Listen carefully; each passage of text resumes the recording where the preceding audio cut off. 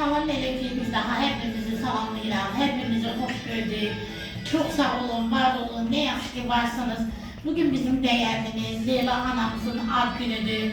Leyla'ya sağlıklı, bereketli ömür dileyek. Allah ona ömür versin.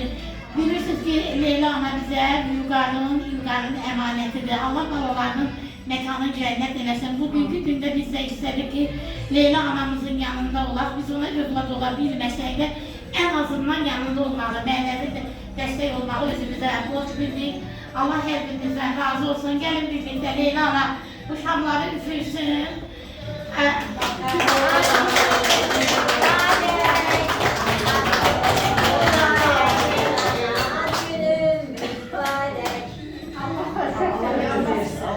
Allah ömür versin. Allah versin.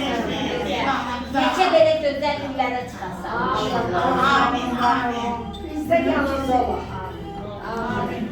Ha, buyur Leyla ana, söz sen. Bugünkü sevinci mənə yaşatdınız. Sizə ürəkdən çox sağ ol deyirəm. Allah hər birinizin evində, Allahın sizlərə verdiyi övladları, o nəvələri, bəxtəvərlərdən eləsin.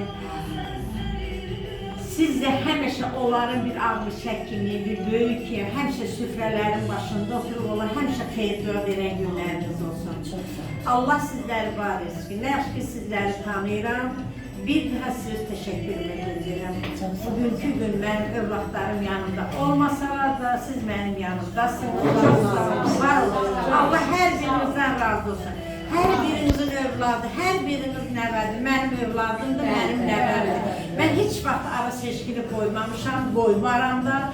Allah hiç o gün mənə nəsib eləməsin ki, mən kiminsə övladının adında nəsə fərq koyum. Yox, mən onu istəməyəm.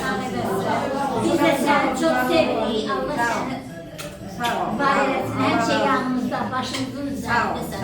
Sen yerin, Reşen'den alın, Terlan alın, yeri ben hemşe demişim ayrıdır. Allah size can sağlığı, uzun ömür versin. Hemşe bir yerde olan.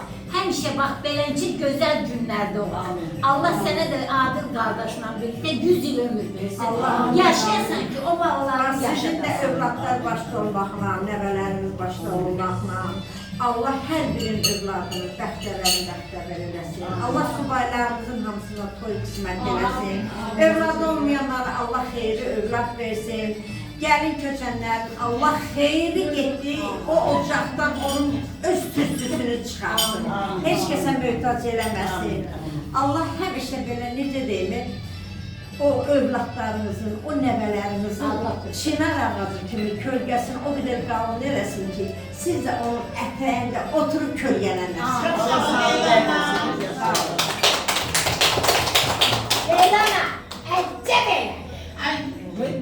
Leyla ana, biz seni bir daha tebrik edirik. Bütün Uğur Yolu grubumuz adından, Ezgi'nin grubu adından, Metanet Hanım buradadır. Metanet Hanım size teşekkür edirik, davetimizi kabul ediniz, geldiniz. Arzu Hanım, Şehla Hanım minnettarız.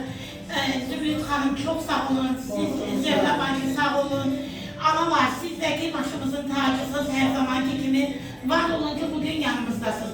Leyla ana 100 yaşa, sağlam yaşa, her zaman Leyla.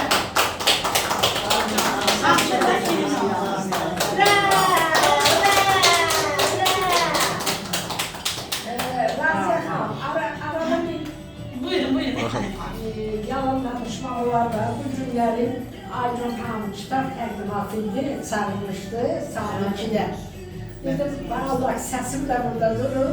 Dedim ki, ay Aydın, beni üzülürsə, hə, onu çəkməyən danışdım, çəksin. Stop elə, kəsərəm orada.